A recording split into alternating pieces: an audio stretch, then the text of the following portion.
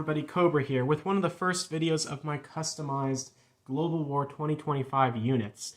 Now, a lot of you have been wondering about some of the units that I've been using. As you can see here, I'm not using completely out-of-box units. So basically, first off, I just wanted to go over the painting that I'm doing on these. Now, for most of you that watch my channel, I know many of you that like looking at the painted units that I have come for the detailed work that I do, where everything is painted, the skin, the different uniforms, the different camouflage schemes on weapon systems, and I really do enjoy that a lot. But for this game, and I think likely the other modern games, like if I ever get my hands on 1985, I think, Global War, I'll likely go with this same kind of style from now on, with the normal just single tone spray over.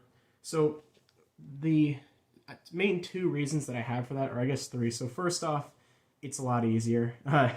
I've spent years painting my World War I and II collections, so it's a ton of work, and at least for the time being, I want a pretty decent break from that. It's been about a year of just kind of sporadic painting, but nothing along the lines of entire nations.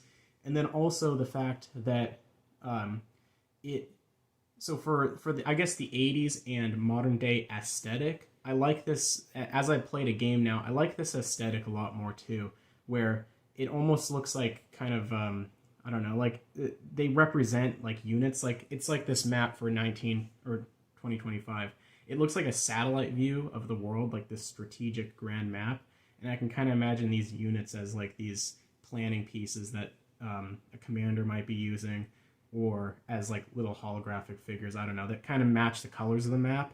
So I like the aesthetic, as I said, and that's why for 1980, I'll probably 1985, I'll likely keep it too, as that kind of modern futuristic theme. Then the last reason is also just the kind of reality of painting pieces. What I always like to do is, do a ton of research and find all these different schemes and stuff for the different units to paint. And while a lot of the times I do have to get creative with like World War I and II, factions that may not have had certain units or certain camouflage schemes that I might have to elaborate on to make them look unique. The problem with modern weapon systems is that you just can't go painting, dazzle camouflage on the NATO ships. It'll differentiate them from the Americans, but you're not really going to see that. And while I could use something like the Scandinavian countries and their land-based camouflage for their ships, it just doesn't look the part. When you think of like modern weapon systems, there's just a lot of stark. The ships are gray, air forces are dark or light gray, and things like land-based camouflages are a lot more simple. If your woodlands are going to be green and maybe brown, desert camouflage is likely just a plain tan. So there isn't a lot to go off of in terms of painting. And of course, like I said, I could get creative and go with different color schemes, but for the time being, I like how they look right now in the single tones. So painting aside, and in the rest of the videos I likely won't be talking about painting, I'm really focusing on the units, as that is what a lot of you guys like to see if you're looking to customize your boards and stuff like that. So the Americans are probably one of my least customized factions in the game. As you can see, I've sprayed them up in this different color. They come in a darker green out of box, but I've gone with this light green, which I really like. It's a Rust-Oleum, I forget the color of it, matte spray paint. It has a matte clear coat on top of it to seal it all up, but it goes nicely with the land-based colors in the game, so I really like that. Getting into their units, so most of these you'll recognize as out-of-box pieces, the Super Carry, the LHD. So the two naval additions I've made, or I guess there's three I'll talk about. For one, I've got these Zumwalts from Historical Board Gaming, and I assumed that these were supposed to come in the game maybe at one point in time, because I remember watching playtests back in the day, and the Zumwalts were the Allied missile destroyers. But I think with the failure of the Zumwalt in the modern day, they decided to just stick with the Arleigh Burke class destroyer. But I wanted to go with them because, one, it looks unique, and while the Zumwalt may not is likely not to succeed in the near future, I still think that, maybe we'll see something like that coming in, 20 to 30 years, who knows. So it's provides a cool looking, unique sculpt for the Americans, and it's definitely a futuristic looking ship. The other addition that I'll mention is that for my intermediate class frigates, which are out of box for this game, they are the Independence class, an American frigate. The NATO ones I have 3D printed, so with those NATO leftovers, I'm going to be painting them in the American colors so that I have a lot more, because as I've seen, if the Americans really want to, they can really just start pumping out small naval units like the frigate or the helicopter. And I really don't, I've never liked chipping off my navies. I like having them always represented by units, so I'm probably going to be using my NATO forces given the game to represent more American frigates.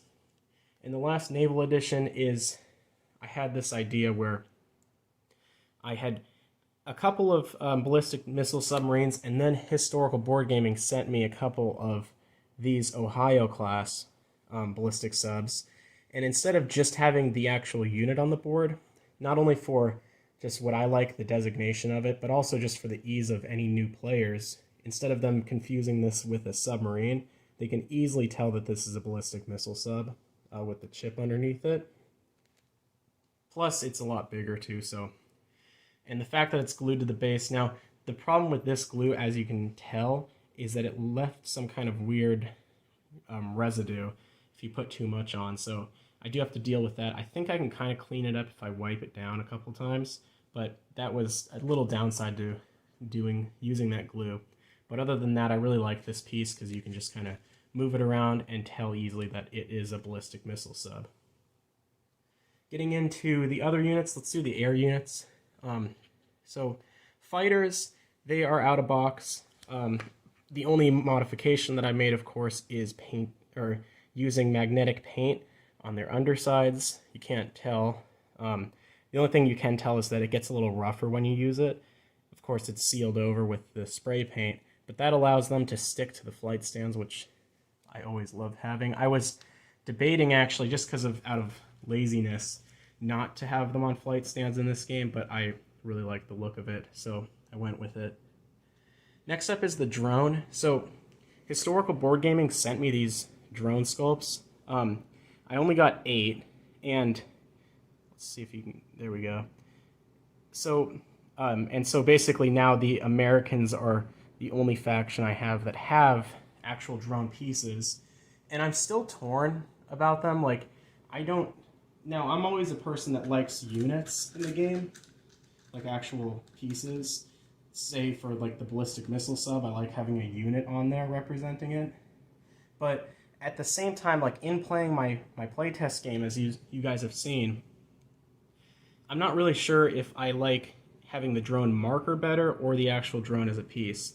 I think the marker I like for gameplay because of the fact that, if you drive a tank in here as an attack, you can just say this drone's supporting it, and you just like place it on top, or you can just sit it next to it. One thing I noticed with the aircraft too is like if you have a fighter flying to a territory, you can just stick the drone on top saying that it's supporting the fighter. So I like that aspect of the drone, especially because it doesn't participate in combat. It's like more of an ordnance type assist piece.